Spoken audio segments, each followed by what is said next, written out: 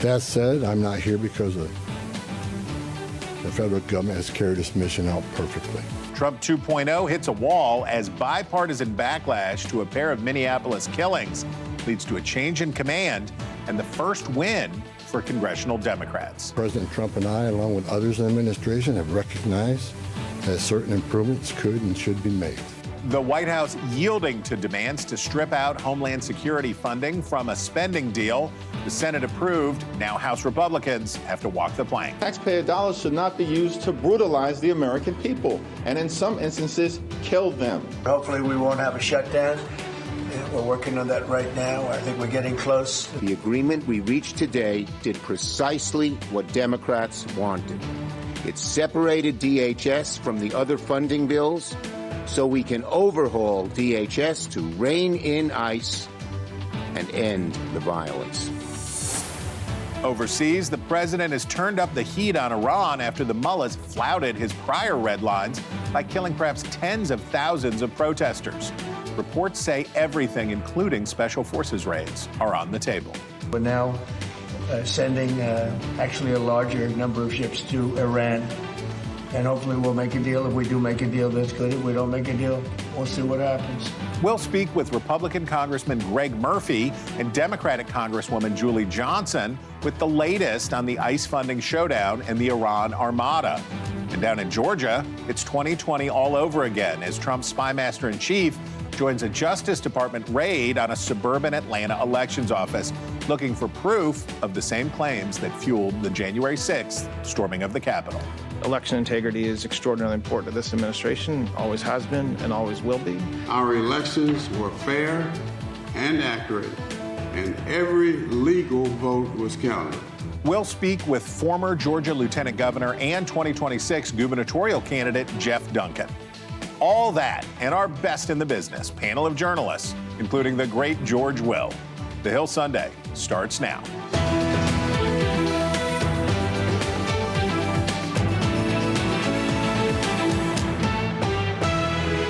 Hello from Washington and welcome to the Hill Sunday. I'm Chris Stirewalt.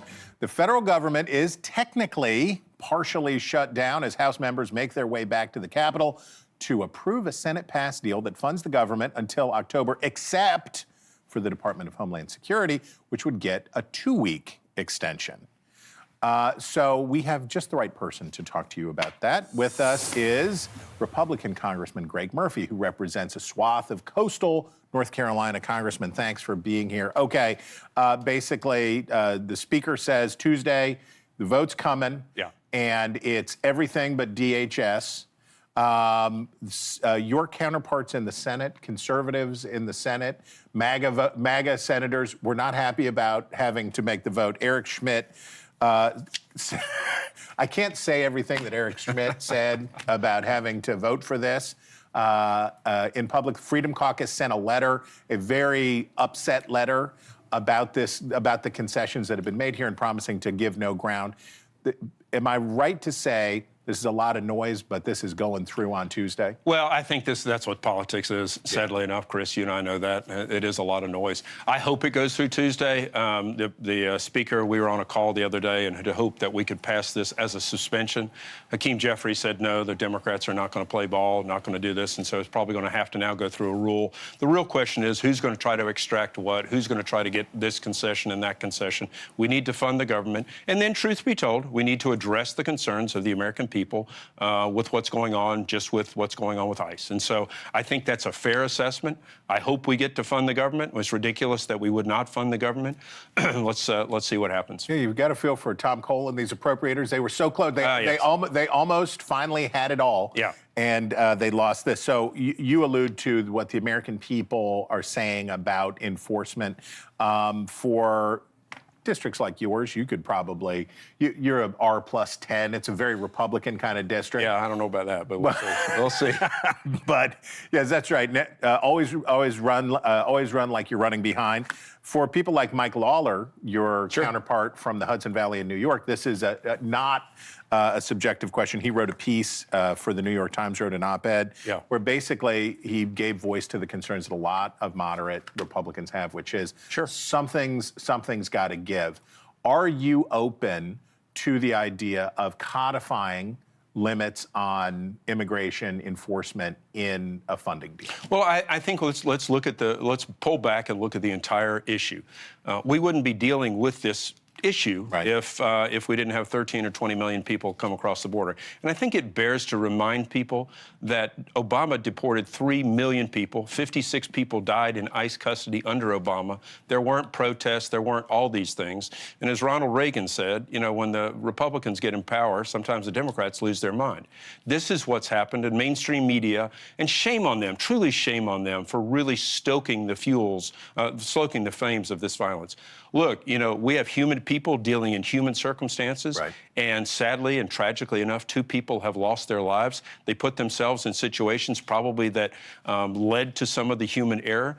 But let's actually pull back. Let's actually deal. We need to enforce our laws, but we also need to do it in a way that is respectful of the laws themselves. So Democrats talk about things like not letting ICE agents wear masks. They talk about changing the way that warrants, and I know you don't want to negotiate here, but like what kind of stuff would you be open to in terms of what a legislative cure would be? Sure, you know, they said about body cams. I think body cams, light is the greatest disinfectant, and usually body cams actually give the people who are enforcing the laws, they usually adjudicate them. Why are the guys wearing masks? Let's step back and ask why. Because these people were having their families attacked. So they're not doing it just to be, you know, criminals or whatever and hide behind a mask. They're doing it because their families were attacked. So let's put that again back in perspective. But then let's also have the other side say that, okay, we're going to back down from attacking, blowing Blair horns, doing all these things from the ICE agents who are just trying to get criminals out of our country. So there's separation of powers, competition of powers thing going on here too. Sure. And you hear from some Republicans and certainly some in the administration that say what Tom Homan is saying and others like, we're happy to constrain ourselves, but we don't want our hands tied by Congress. Sure. But isn't that sort of Congress's job? Well, yes and no. Okay. I mean, this is where the administration does its job. Again, if you look back at other administrations, ICE was able to do its job where we didn't have these people protesting, a lot of which are paid protesters, paid agitators doing this.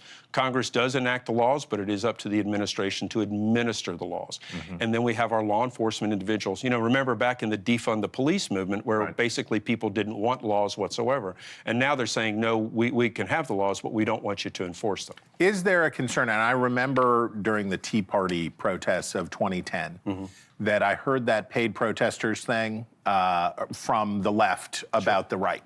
And I think it prevented Democrats from making necessary adjustments to what they were doing with Obamacare and a host of other things that were unpopular at the time. Because it let them say, like, well, that's fake. That's the Koch brothers.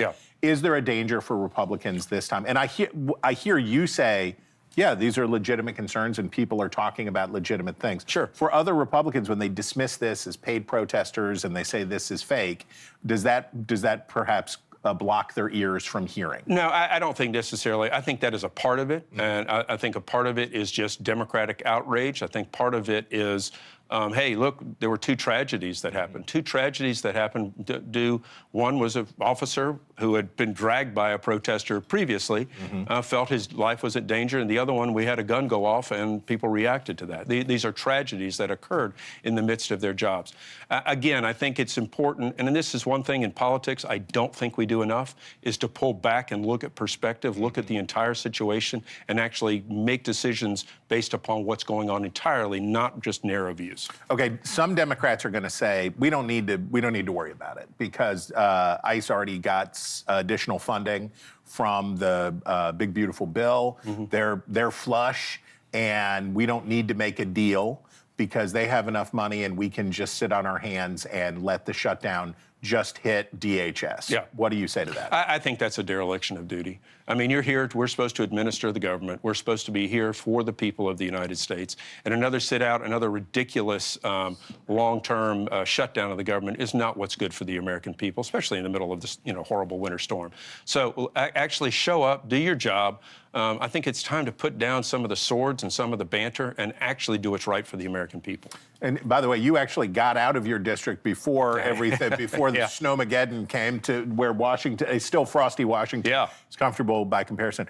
How's your district doing? This has been a... Oh, look, I was chatting with my wife this morning. They're under 10 inches of snow. She mad at you because you're up here? No, actually, she's glad I came up yesterday because it wasn't that bad. I have a truck and, four-wheel drive, and so fortunately, I survived. And so I've paid off my life insurance policies and everything. So, no, she's happy about that. But no, some of the folks are, they're suffering back home, but fortunately, everybody's hunkered down, and hopefully everybody is in a place that is warm and safe. Yeah, don't try to buy bread anywhere in North Carolina. Well, you won't be able to find it. There won't be any at the Piggly Wiggly. All right, America, if you were pressing your luck in Last Chance, North Carolina, you would know him already, but if you don't, here he is, Congressman Greg Murphy. We thank you. All right, with us now is Congresswoman Julie Johnson. She's a Democrat from Metro Dallas who serves as the vice-ranking member on the Homeland Security Committee. She also serves on House Foreign Affairs, so she's a good one for us to talk to today, too. Congresswoman, I want to start with your reaction to what Congressman Murphy said about Tuesday's vote in the coming fight over ICE. Well, I think Republicans are delusional a little bit if they want to just pass through a funding bill that doesn't include material reforms to DHS and ICE. I think Democrats are holding firm. We want, one of the biggest sticking points is Democrats in the House. We want a provision that bans the United States government from deporting U.S. citizens. And if we can't agree on that, we have some real problems in this country. But you heard him. I heard body cameras. I heard that. So it sounds like, and this is a very conservative Republican from a very conservative, a definitely right of center district. If he's open on body cams, I guess the question is this going to be a productive disagreement or an unproductive disagreement? Do you think there's a chance to find some common ground here? Well, you would hope that we could sit and negotiate, but those conversations haven't really happened at this point, which is, part of the material problem, which is of the way Speaker Johnson runs the House. There's not a lot of in-depth, robust, actual meaningful negotiation between the parties. But what I know is that ICE is running rogue over this country. It's terrorizing the people in this country, in the streets of this country, and you're seeing a robust pushback by the American people. We want the rule of law and due process to be followed. Basic warrants and getting a warrant before you unreasonably search and seizure someone pursuant to the Fourth Amendment, let me add, should be basic. That should not be a negotiated point for funding, but alas, here we are. And so, yes, there's a series of robust demands that Democrats want to see, reforms, and the real problem is we just don't have trust that the administration's going to do it on the backside. This notion of fund us now, we'll reform ourselves later, isn't good enough because they've already demonstrated a willingness to just blatantly violate constitutional law in this country, and we want some real reforms before we give them the money again.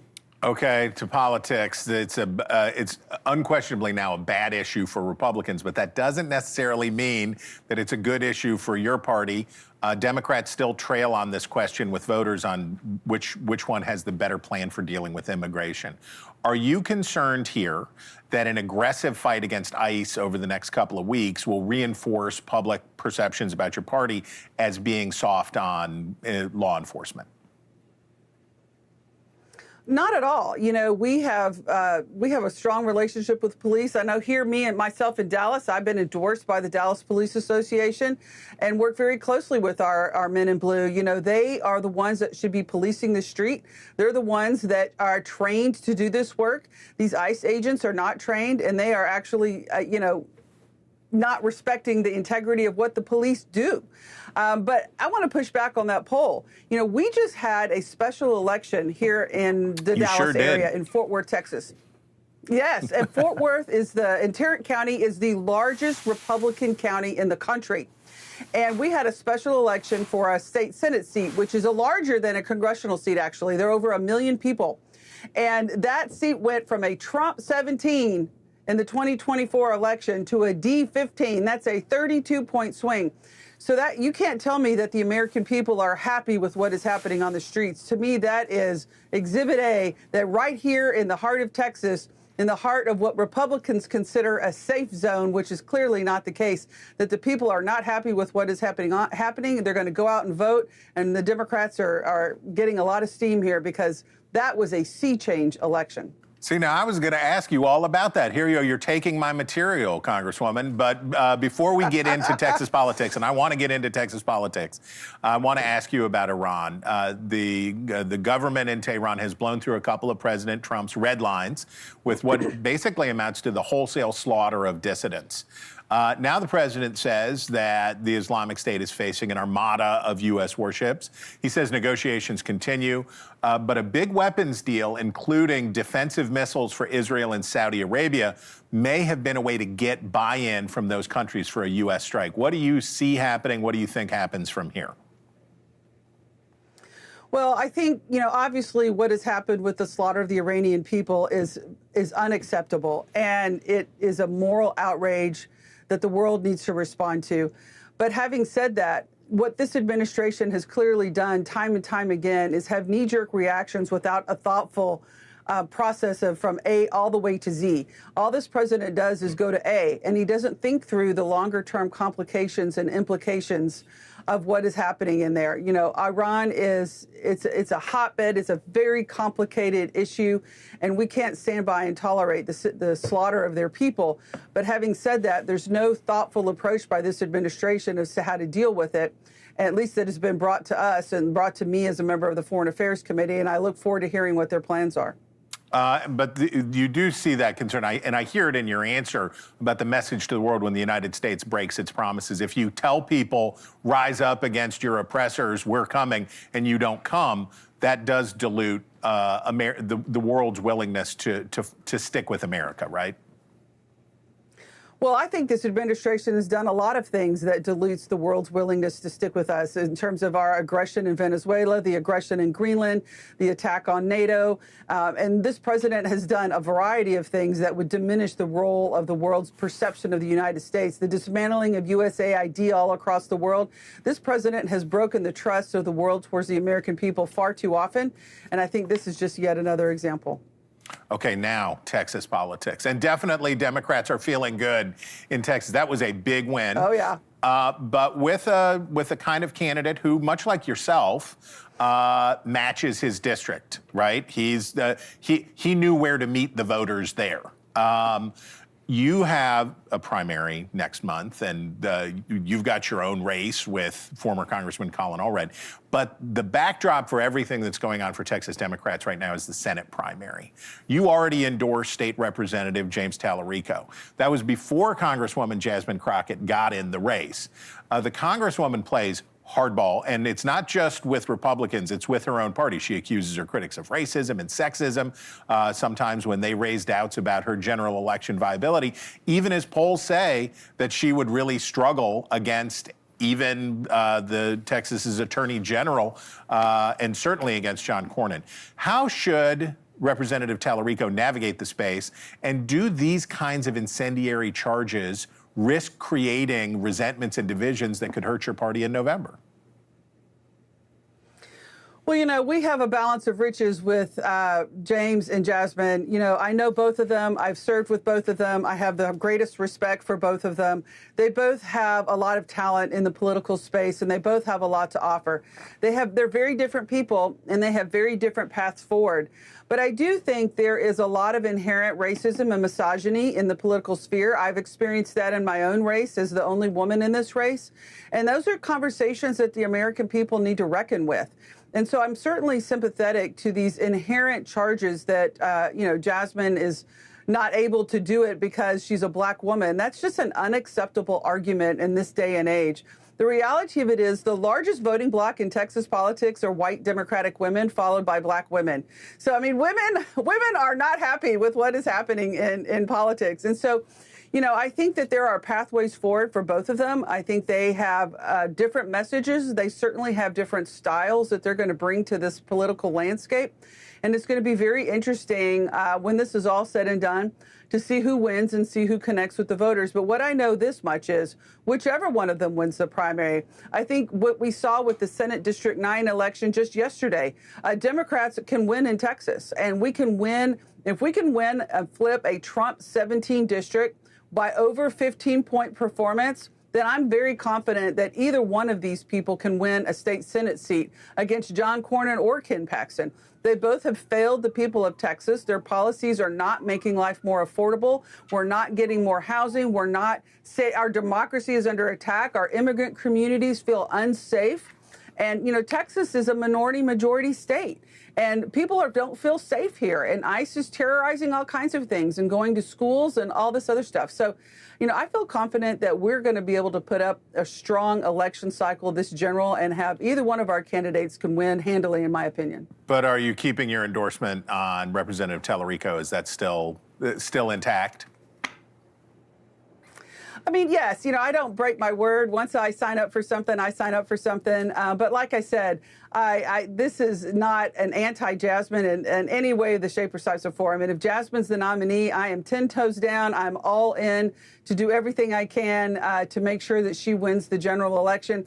But in this primary season, I'm focused on my own race. I'm focused on the people of the 33rd District of Texas and campaigning and why I think I'm the best person to solve their affordability needs and address the concerns of this district. All right, Congresswoman. America, if you were from Balch Springs, Texas, you would know her already. But if you don't, there she is, Congresswoman Julie Johnson. We thank you for joining us. Coming up, why was Tulsi Gabbard in a suburban Atlanta town serving a warrant from a St. Louis prosecutor? Huh?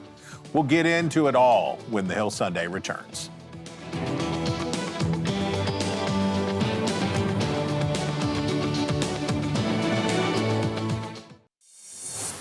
What was Tulsi Gabbard, the nation's highest-ranking intelligence official, doing at a suburban Atlanta elections office for the execution of a search warrant that was obtained by an interim U.S. attorney in St. Louis over alleged voter fraud in Georgia? Huh? Wednesday's raid in Fulton County was the sharpest escalation yet in President Trump's promised prosecutions of what he claims was election fraud that cost him re-election in 2020. There's a new Justice Department task force that's working with Trump intelligence officials that promises much more to come. Aside from raising questions about the role the Justice Department will play in this year's midterms, it also roils the politics of a state that is essential to Republican hopes of keeping the Senate. Democratic Senator Jon Ossoff, after all, won his seat 6 years ago in large part because of President Trump's crusade against Georgia elections officials who happen to be Republicans.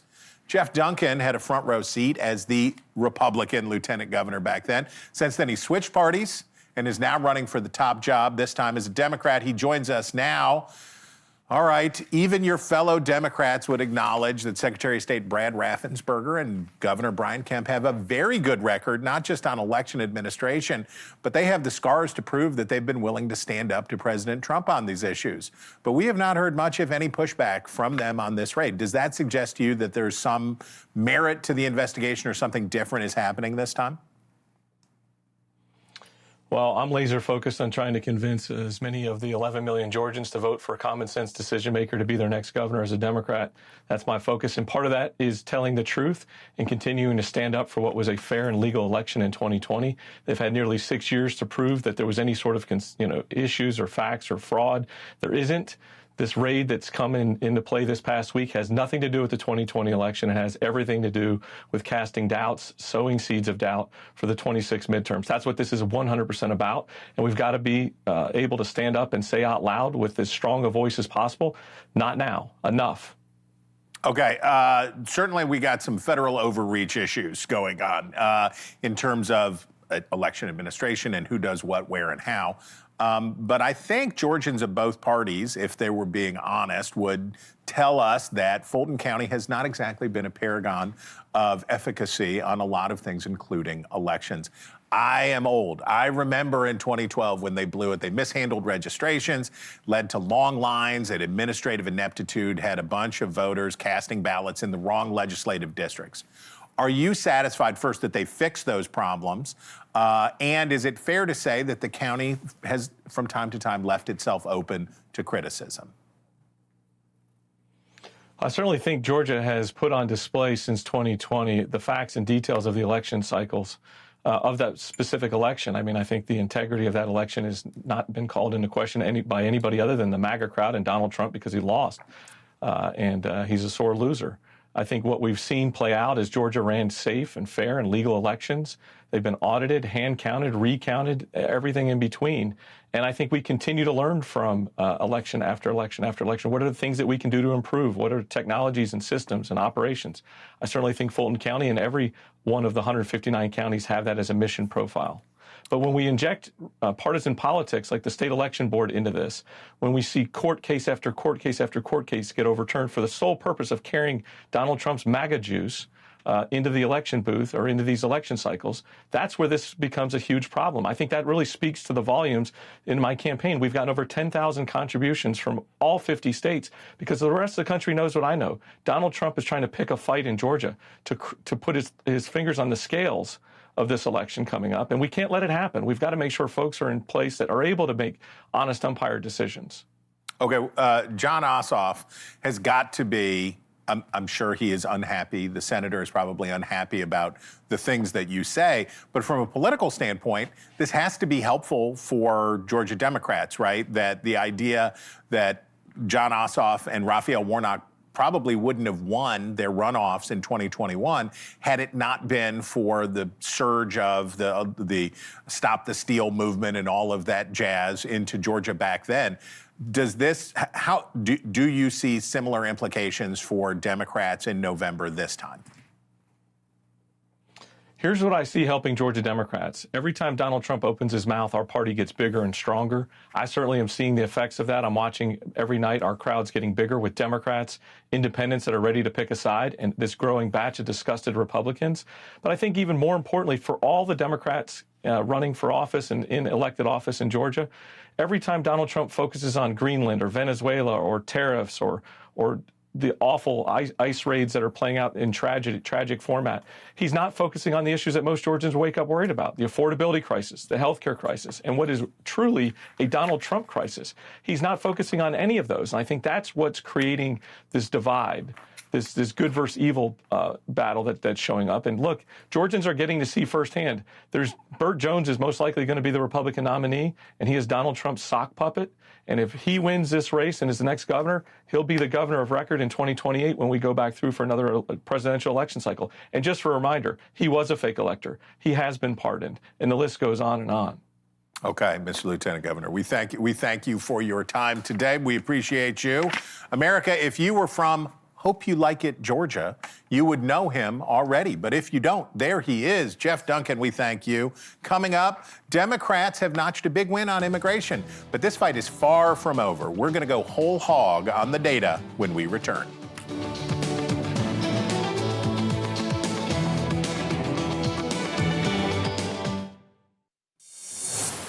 All right, this week's impending deal to avoid a government shutdown marks the first time in President Trump's second term that he's been forced to make a significant concession to Democrats.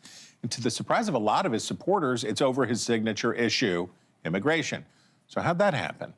Long before the killings of Renee Good and Alex Preddy by immigration agents caused moderate Republicans to start freaking out, the trend was not the president's friend. Ipsos and Reuters have been tracking the president's job approval on immigration since the term began, and you can see how these two lines start out, giving the president a net favorable rating by 7 points. But here in April, the lines cross. That was right about the time the administration was publicizing its program to send detainees to a prison camp in El Salvador, Christine Nome and all that stuff.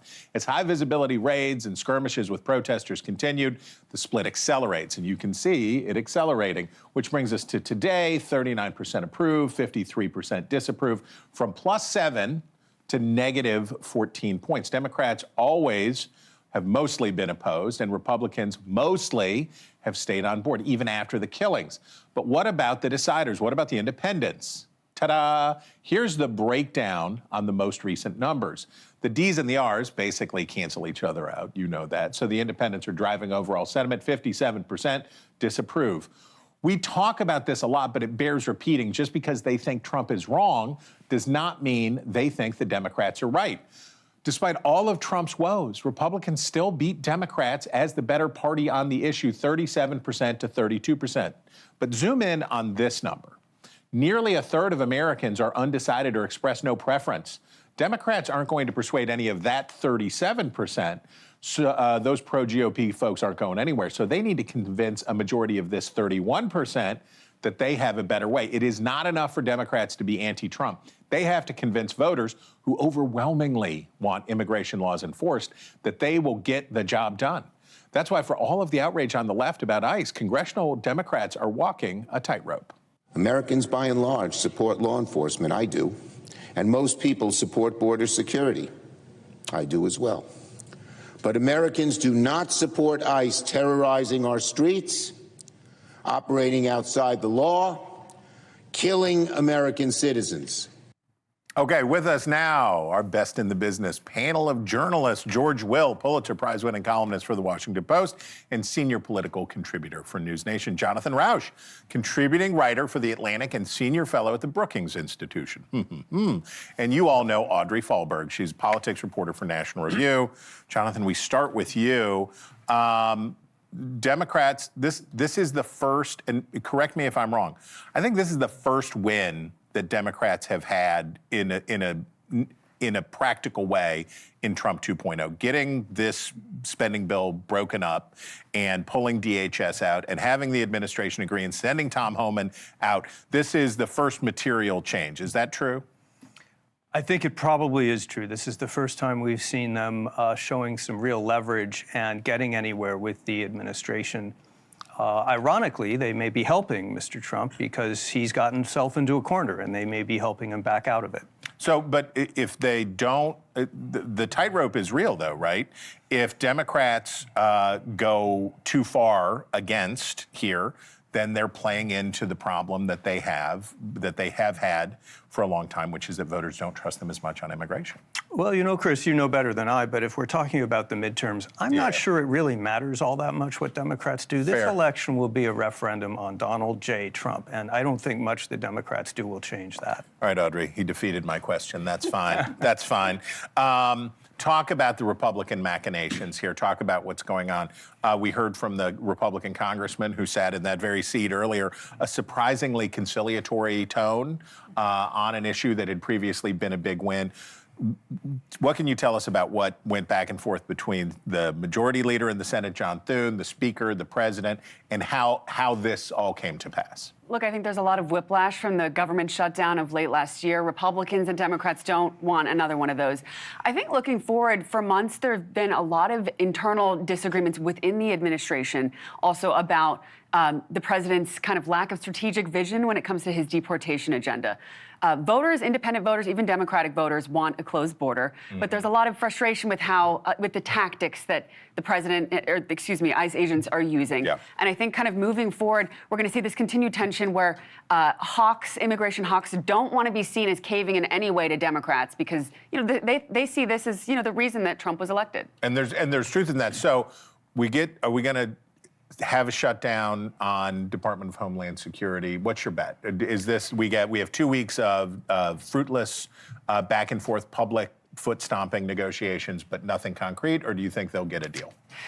You know, we're in a partial shutdown. I'm going to hold you to this. Whatever you say, Audrey, we'll bring you back. I'm not feeling great about the state of things because I think right now, again, there's so many Republicans in Congress who do not want to cave to Democrats. You know, when Democrats talk about body cams, you know, changing restrictions for warrants, making sure that ICE officers wear masks, these are things that are very controversial for a senator like Mike Lee, for example. That's not going to be something that he's going to want to agree to. Yes, fair point. Mr. Will, everyone, of course, should always read your columns. But here is your most recent, I believe, column.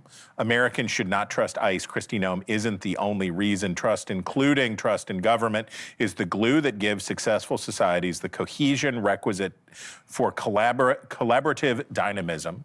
I like that phrase. It is calamitous when government forfeits the public trust, but when, as today, such forfeiture occurs, assume the worst. Expound. What we're witnessing, I think, with this shift on immigration is when the abstract becomes concrete in politics, something can change. It's one thing to say, let's get rid of the illegal immigrants, but then you go down to the diner where for 10 years on Sunday you've been getting brunch. Right. And you've had for 10 years Jose putting your bacon and eggs in front of you. And you go down and suddenly Jose isn't there anymore. You say, what happened to Jose? And they said, well, we're getting the worst of the worst out of America and he's gone. Yeah. At that point, we learned something new about politics. Enthusiasm is powerful, anger is powerful, but maybe embarrassment's more powerful. And I think embarrassment is now the driving force for a lot of Americans. So on the question of the material versus the abstract, for the president, I would have to think that materially, Kristi Noem is a problem now, right? She's not, the juice ain't worth the squeeze on Kristi Noem anymore. But if he dumped her, if he fired her out of the administration, then he'd be giving Democrats a win. He'd be caving if he got rid of her. So they're kind of stuck. So it won't happen. Yeah. But that means he's stuck with her. Yeah. And she is an ongoing machine of embarrassments. Okay, let's talk words that I never thought I would say on this television show. Let's talk about Don Lemon. Mr. Well, we're going to stay with you for a second, but I want to get everybody else's take. The administration, the president's very good at picking enemies. And the wild decision to send agents to arrest Don Lemon, former CNN host, after two courts had said, no, you can't do it, is pretty wild. Is this symbolic? Is this have larger implications on the First Amendment? What do you say? Well, if Mr. Lemon had not been a TV figure, this wouldn't be happening, clearly. Now, Mr. Lemon has to understand every American has a First Amendment right to petition the government for redress of grievances, but every jurisdiction in the United States has time, place, and manner restrictions on that. You can't use in your demonstration a sound truck or a loudspeaker next to a hospital or a school. Yeah. So you have a normal common sense adjustment.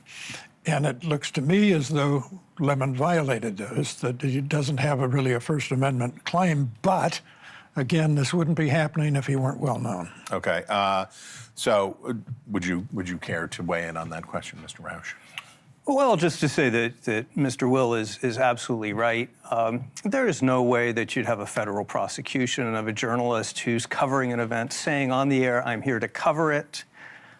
There with his equipment, unless you were trying to send a message that journalists had better watch out. We're noticing a theme, Andre, and that is special kinds of prosecutions, right? So we have the Georgia case, where we've got the prosecutor from St. Louis who is getting warrants for cases in Georgia, Tulsi Gabbard, da-da-da-da-da. The concentration of executive action. We have a unitary executive in a very material, concrete way right now, which is that the Justice Department and other agencies are much more acting under the direct guidance of the president and coloring outside the lines. There are risks for the president in this, right? Plausible deniability, the kind he has used on the Epstein files, to say, oh, no, that's the Justice Department, that's not me. He is losing that safeguard, right? I think absolutely, and I'm forgetting exactly when this happened, but remember when he tweeted out a message that he clearly meant to send privately to the Attorney General. Clearly, none of this is surprising. On the campaign trail, the president made clear he wanted to surround himself with people who would be very different from his first administration, who would actually do what he says. He feels like he was, unjustly investigated, unjustly indicted too many times, and so this is just his revenge. And so I think, honestly, moving forward, we should see a lot more. We should expect to see quite a few more prosecutions. Lordy day. Okay, panel, please stay with us, because coming up, the Middle East waits to see what President Trump will do after Iran carried out a brutal campaign to put down protesters. Our best in the business panel of journalists returns after the break.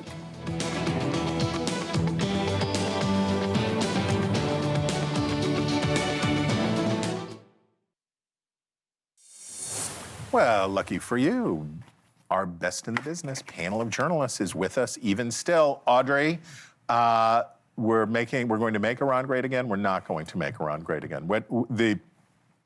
It's hard to tell. The president says we're going to negotiate and we're going to work out a deal, but that's what he said before they went in and took the ruler of Venezuela.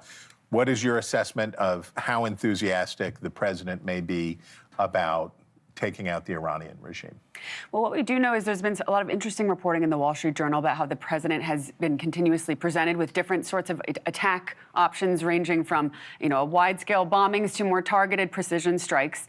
I think right now it is kind of striking that he sent a social media statement amid the worst time in the protest, saying help is on the way, and it did not immediately come. So he definitely got some warranted criticism for that. I think right now trying to devise the ideological underpinnings of the president's foreign policy is kind of a fool's errand, but what we do know is that he likes maximum optionality and precision strikes and military operations like we saw in Venezuela. So my gut instinct is that if he does something, it's going to be very targeted and not Maximum optionality is also the name of the thriller that Audrey is going to write. Jonathan, you can't have any Iran until you've finished your Venezuela. There's a problem for this administration of things undone, letting loose these rabbits. The situation in Venezuela is still very unclear. Things aren't resolved. Greenland, we haven't had any kind of conclusive negotiation on Greenland, and now we bring Iran into the picture.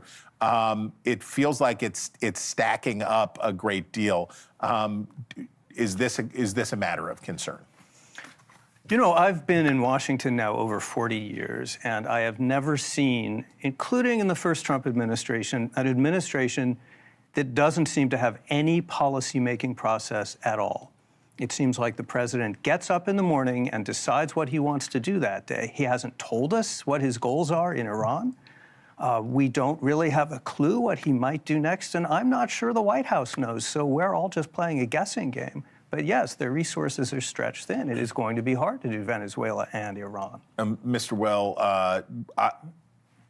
the obvious truth is that if we delayed an Iran strike because we had too many assets deployed in the Caribbean, that's not something that you normally hear the United States say.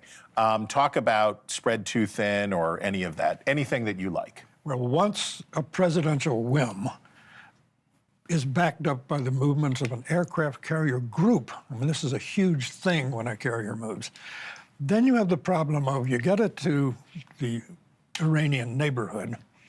Can you just slink away? Or do you have to do something? Now, do something. What's that mean? Bombing the Republican Guard's headquarters. That's not regime change. That's just making people worse. But what about the argument about the protesters? And if Americans say, rise up, you have nothing to lose but your chains, and then you don't deliver, then how about American credibility? In the 1950s, America had a Secretary of State, John Foster Dulles, who talked about rolling back the Iron Curtain. And suddenly the Hungarians went into the streets and started a rebellion. And the question was, what did we owe them? Eisenhower, the grown-up in the room, said, we owe them to speak better, but we're not coming. Okay, panel, we thank you very much. Sometimes you've got to sit down to stand up. Your Almanac is next.